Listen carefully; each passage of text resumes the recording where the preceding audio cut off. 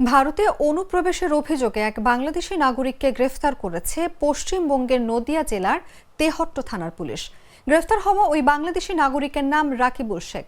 তার বাড়ি বাংলাদেশের মেহেরপুর জেলার গোপালনগরে।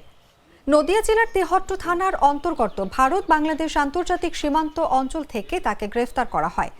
জানা গেছে, তেহট্ট থানায় এক বাংলাদেশি নাগরিক আশ্রয় নিয়েছে। গোপন সূত্রে খবর পাওয়ার পরেই ওই অঞ্চলে অভিযান চালায় পুলিশ।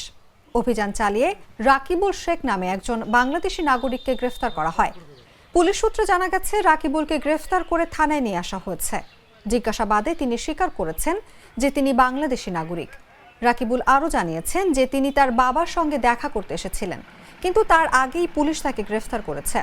তেহট্ট থানার পুলিশ তাকে আদালতে চালান করবে এবং তাকে পুলিশে হেফাজতে নেওয়ার আবেদন জানাবে বলে জানা গেছে।